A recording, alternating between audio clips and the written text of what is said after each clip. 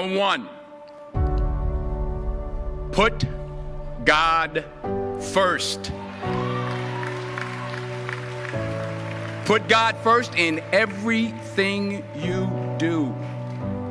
Everything that you think you see in me, everything that I've accomplished, everything that you think I have, and I have a few things, everything that I have is by the grace of God.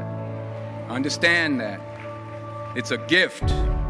40 years ago, March 27th, 1975, it was 40 years ago, just this past March, I was flunking out of college. I had a 1.7 grade point average. I hope none of you can relate. I had a 1.7 grade point average. I was sitting in my mother's beauty shop. They still call it beauty shops now? What they call it now?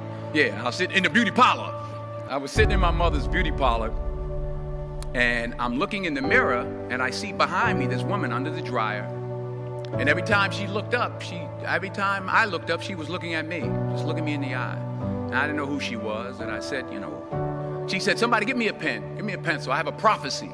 March 27, 1975, she said, boy, you are going to travel the world and speak to millions of people. Now, mind you, I was flunked out of college. I'm thinking about joining the Army. I didn't know what I was going to do, and she's telling me I'm going to travel the world and speak to millions of people. Well, I have traveled the world, and I have spoke to millions of people. But that's not the most important thing, the success that I had. The most important thing is that what she taught me and what she told me that day has stayed with me since. I've been protected. I've been directed. I've been corrected. I've kept God in my life, and it's kept me humble. I didn't always stick with him, but he always stuck with me. So stick with him in everything you do.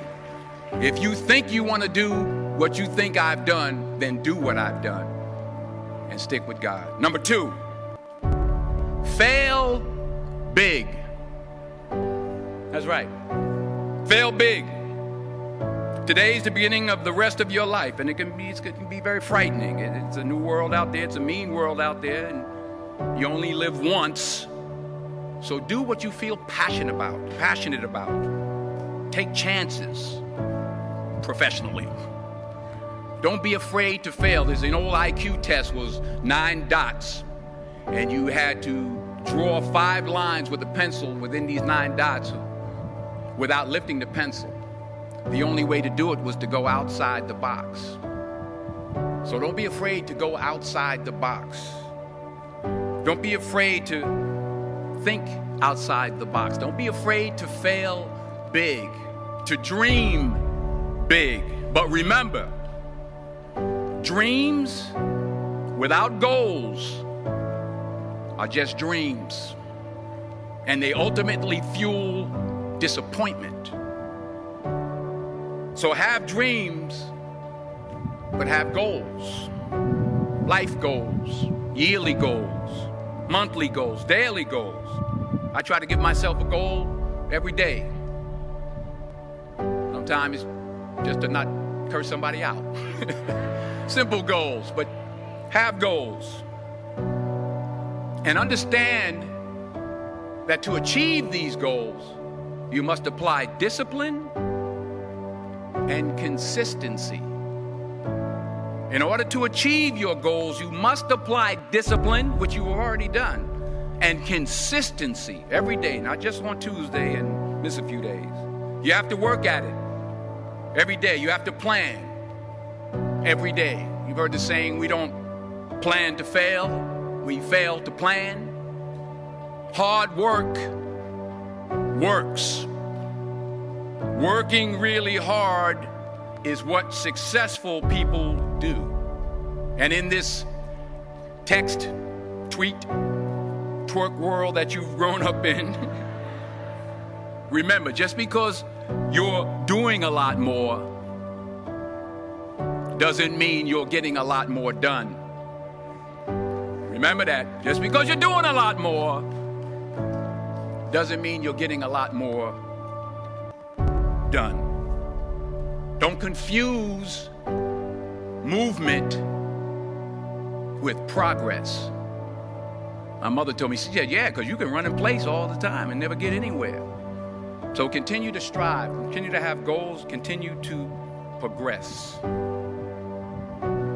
Number 3, you'll never see a U-Haul behind a hearse. I'll say it again. You'll never see a U-Haul behind a hearse. I don't care how much money you make, you can't take it with you. And it's not how much you have. It's what you do with what you have. We all have different talents. Some of you will be doctors, some lawyers, some scientists, some educators, some nurses, some teachers. Yeah, okay. Some preachers. The most selfish thing you can do in this world is help someone else. Why is it selfish? Because the gratification, the goodness that comes to you, the good feeling that I get from helping others, nothing's better than that. Not jewelry, not big house I have, not the cars, but it's the joy. That's where the joy is, in helping others. That's where the success is. Finally, I pray that you put your slippers way under the bed tonight, so that when you wake up in the morning, you have to get on your knees to reach them. And while you're down there, say thank you for grace. Thank you for mercy. Thank you for understanding. Thank you for wisdom. Thank you for parents. Thank you for love. Thank you for kindness. Thank you for humility. Thank you for peace. Thank you for prosperity. Say thank you in advance for what's already yours. That's how I live my life. That's why I am, one of the reasons why I am today. Say thank you in advance for what is already yours. True desire in the heart for anything good is God's proof to you, sent beforehand to indicate that it's yours already. I'll say it again. True desire in the heart, that itch that you have, whatever it is you want to do, that thing that you want to do to help others and to grow and to make money, that desire, that itch, that's God's proof to you, sent beforehand already to indicate that it's yours. And anything you want good, you can have. So claim it. Work hard to get it. When you get it, reach back. Pull someone else up. Each one, teach one. Don't just aspire to make a living. Aspire to make a difference.